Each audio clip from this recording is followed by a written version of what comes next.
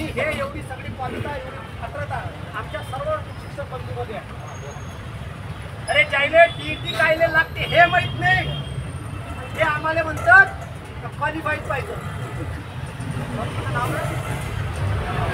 ज्योतिराम रायगड अत्यंत उत्कृष्ट चांगल्या पद्धतीने सादरीकरण केलं. याच्यापेक्षा अजून कोणती पात्रता पाहिजे शिक्षकात? एक शिक्षक सगळ्या गोष्टीचं संपन्न आहे आणि म्हणून सर तुमचं मनपूर्वक धन्यवाद देतो. आणि आम्ही गेल्या काही दिवसापासून उपाशी तापाशी कसे का होईना आमचे लेकरं मात्र घरी सोडून कोणी धार्मिक आलं कोणी गड सोडून महाराष्ट्रातल्या संबंध भागातून सर्व संघटनातून इथं लोक आलेले आहेत. त्या सर्व लोकांचं या शासनाला आयुक्त मॅडमनं थोडं तरी मनावर घेऊन आम्हाला न्याय द्यावा, कुठंतरी आमच्या पोटापाण्याची खळगी भागवावी. आम्ही काही तुम्हाला तुमच्या घरातली भाकर मागून नाही राहिलो. आम्ही गेल्या काही अनेक वर्षापासून काम करून राहिलो, ते हक्क मागून राहिलो. आमचा हक्क आहे, आम्ही तो हक्क मागून राहिलो. आम्ही तुमच्या पोराची नोकरी मागून नाही राहिलो. तुमचं पोरगं काढा, तुमचं जर लेकरू इथं असतं, या मंत्र्याचं म्हणा या प्रशासकीय कोणाचंही लेकरू जर इथं असतं तर त्याला जिंकून नाही तिकून परत्या मागून असं नाही तसं इकडल्या पैसे तिकडे टाकून त्याला चिपकावलं नसतं. अरे आता मोठ्या मोठ्या नोकऱ्यातही परत्या मागून कलेक्टर होतात. आम्ही तर आमच्या हक्कासाठी लढून राहिलो. आम्ही काय तुम्हाला कोणते अरे आम्ही टीट या आम्ही बीएड आम्ही 2-2 वर्षाचे कोर्स केले. तुमचं कुठं काहीच नाही करत. हे अध्यक्ष होते आम्ही आमच्या हक्कासाठी तर आम्ही वाघानं खाल्लं काय, रात्री बेरात्री आम्हाला सरपट असतात.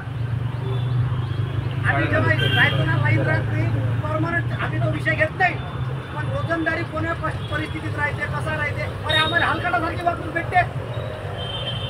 तरी आम्ही एवढं सगळं करून सकाळी 10 वाजता आम्ही लेकरांना शिकवतो. आजही शाळेतून फोन येतात, सर तुम आते नहीं क्या, सर तुम्हारी जगह तो दूसरा ही आ गया, बदली हो गई क्या सर. आता आम्हाला वाटते आम्ही बदली सांगू पण त्याला काय सांगू.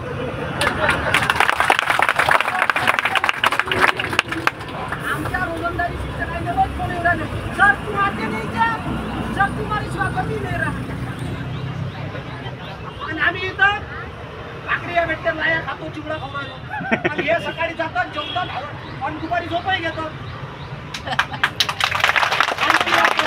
एवढी विनंती आहे तुम्हाला, जर आमच्या आम्ही दया विकास मागत नाही, आम्ही आमचा हक्क मागून राहिलो. कारण आम्ही रडलोय तरी तुम्ही म्हणता का नाटकं करता. आदिवासी मंत्र्यासमोर आम्ही घर पावसात माझा मोर्चा काढला तर आम्ही रडून नाटकं नका करू. म्हणजे आमचे नाटकं दिसतात.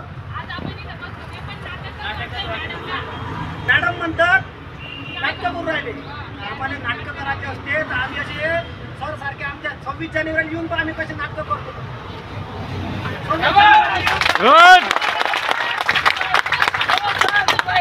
नाटक करतात तुला येतं का म्हणा. तुम्ही तर डिग्री IAS पास झाला मॅडम, तुम्ही फक्त सिलेक्टेड पुस्तकच वाचले.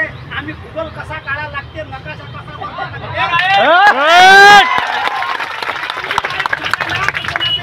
हाताखाली शिकूनच झाल्या. आणि मंत्री महोदय म्हणते मी शिक्षक होतो, फक्त अध्ययन आणि अध्यापन म्हटलं या 2 शब्दापुढे सरले काहीच समजत उपपत्ती विचारली ना बांधुराची उपपत्ती तर सरने शरद बांधतो मी रोजंदारी मागणार रे सर बांधुराची उपपत्ती.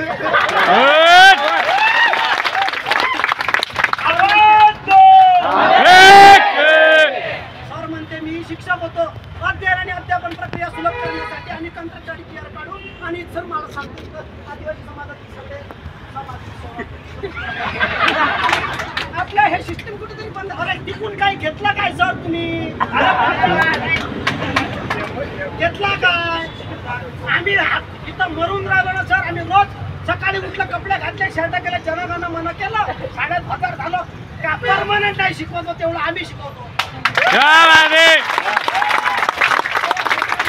शाळा कंत्राटाच्या ह्या रोजंदाराच्या भरोसा सोडून राहिल्या. तुमचा गेला कधी रविवारी गेला शनिवारी गेला, तुमचा शनिवारी गेला का तो बुधवारी दुपारी येते.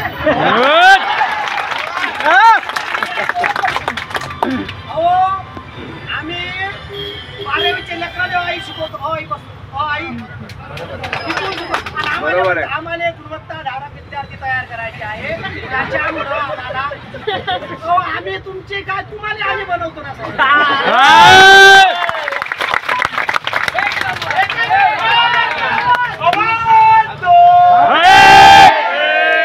गुणवत्ताधारक विद्यार्थी घडवतात बुधवारी गेला शनिवारी गेला तर बुधवारी येतात दुपारी आम्ही राज्य बेराज्य एक दोन नाही जमलं तर सर राज्यात जमलं भाजी आहे का सर तुम्ही तर काय नाही जमलं एवढं सगळं करूनही आम्हाला तुम्ही म्हणता का आम्ही नाटकं करतो नाटकं तर तुम्ही करू राहिले तुम्हाला त्या खुर्चीचं महत्त्व समजलं पाहिजे या महाराष्ट्रात म्हणा किंवा या देशात म्हणा तुम्ही ज्या उच्चस्थ पदस्थ खुर्च्या बसवल्या त्या जनसामान्याच्या रक्षकासाठी बसवल्या त्याचा वध करासाठी नाही बसवलं तुम्हाला बसता आम्ही सोय तुम्हाला डोक्यावर घेणार आहे आम्ही गाणं म्हणतो बंद मोठा साहेब झाला आम्ही गाणं म्हणतो त्याच्यातले फोटो ठेवतो आमका आमका ढमका कलेक्टर झाला त्याच्या मुद्दा लय बळा आलं माझ्या दुबळा पोरात साहेबा मुलं आणि याला भ्रष्टाचार केला